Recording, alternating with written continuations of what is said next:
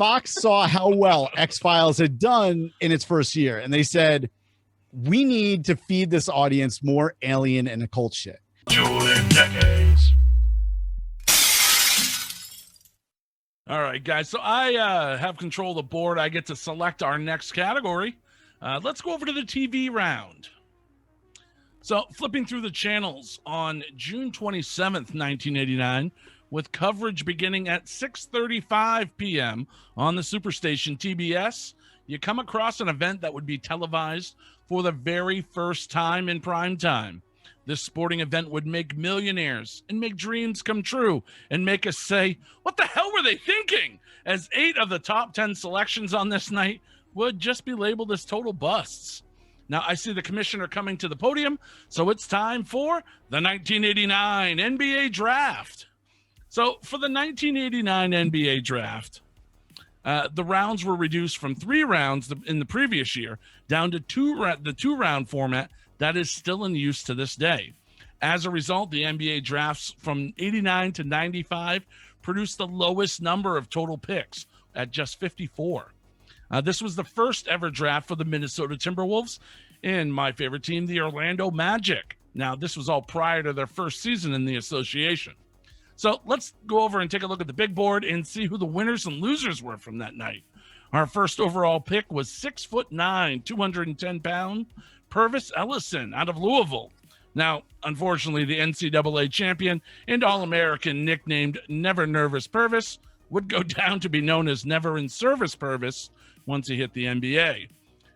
Duke's Danny Ferry was the second overall pick. He would play his first season in the Italian League after refusing to play for the Los Angeles Clippers, the team that drafted him. Now, if you keep going down on here, the number 4 overall pick was Glenn Rice of the Miami Heat. And then we had a slew of just players that washed out of the league. J.R. Reed, Stacey King, George McLeod, Randy White, Tom Hammonds. And then we get to the Minnesota Timberwolves, who make their first ever pick in Pooh Richardson. And the Orlando Magic picked up one of my favorite role players of all time, Nick Anderson. The number 12 pick belonged to the New Jersey Nets, and they selected Eddie Veteran Company as they picked Mookie Blaylock with the 12th pick. Now, the big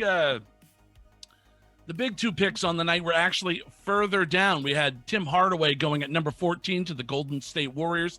He would go on to lead that team for years. And then all the way down at number 17, we have Mr. Sean Kemp going to the Seattle Supersonics. He would just be a mainstay for that franchise and, well, many other franchises for years. So that's what I got for TV viewing. It's live on TBS. It's the 1989 NBA Draft. Yay. Hey. All right, Joe Findlay, what did you bring for the television round?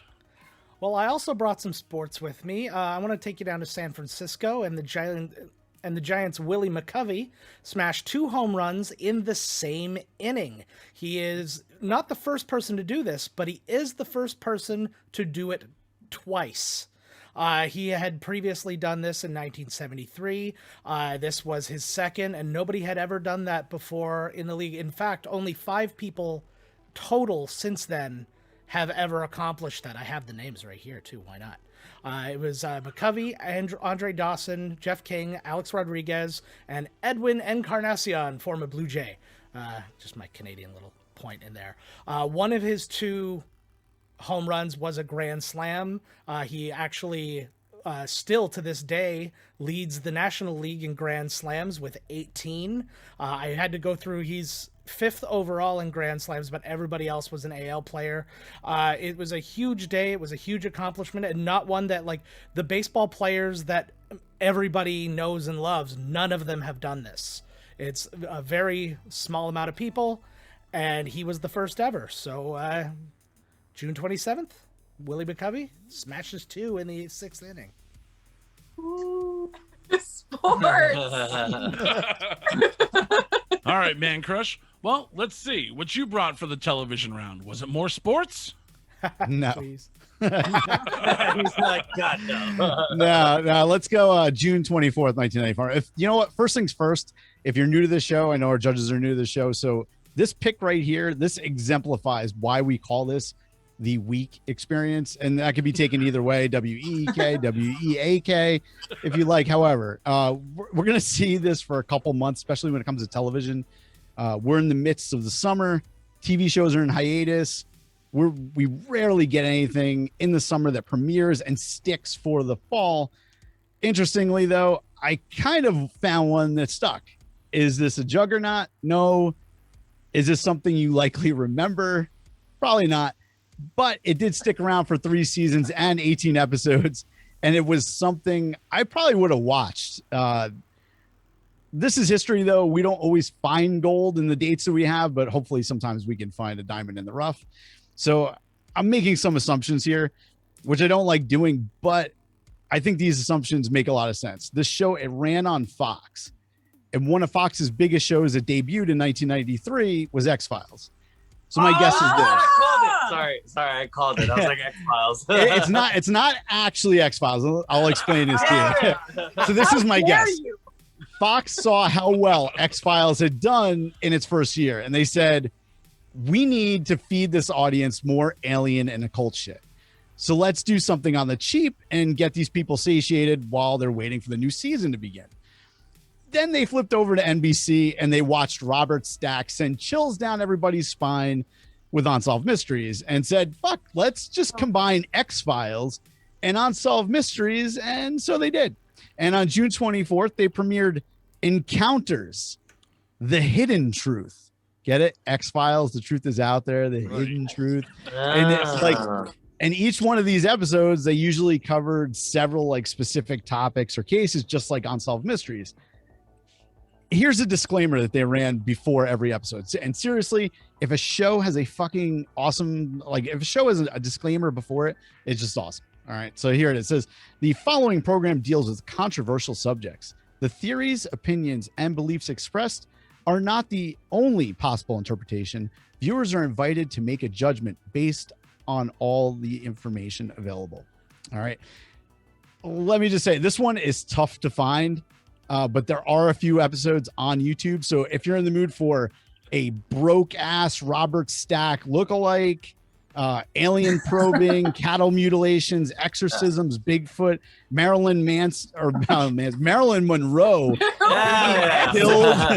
They actually had an episode about Marilyn Monroe being killed because she knew too much about aliens. They had that on there. They were talking about ghosts, vampires, violent dreams, and a bunch of other crazy shit. So this is what I want you to do. I want you to go down to the basement and I want you to watch Encounters, The Hidden Truth alone and with the lights off. And then let me know if it creeps you out. Cause it's fucking like the quality of these recordings are creepy in itself that you watch on YouTube. And it's pretty fucked up. So watch, it's Encounters, The Hidden Truth, debuts June 24th, 1990. He's writing it down. It's going to be hard to find. You'll find 3 episodes in the pilot. Okay, after this, you need to remind me again. I will. Just let me know. So, all right. We don't like sports. Well, pause real quick. They're going with the NBA draft. I like sports, only football and UFC, or one championship. So we like sport. Singular sport. We're all sci-fi nerds. And I'm a conspiracy nut, so we're going with baseball. Yeah, we're gonna go with Unsolved Mysteries. Yeah, Encounters. Yeah. That's what Encounters. Yeah. Don't call it Unsolved Mysteries. They'll get sued. Something about cattle mutilation. Cattle mutilations. I just want to. The episode I was looking for was the Marilyn Monroe one where she was killed off for knowing about aliens. I could not find that one. Oh God! In fact, there's a conspiracy about Princess Diana being killed because she was gonna reveal the conspiracy of aliens in the royal family. Oh. He's really into conspiracy. Yeah, yeah, that's pretty. That's a good one. He was a producer on Encounters. It's all good source material for writing new music for another album. Wait, he would have been like, he was a producer when he was like 6. You know, how old? Wait, it was 1994. How old are you? Cattle mutilation. Shove it up his butt. But it was like, shove it up his butt.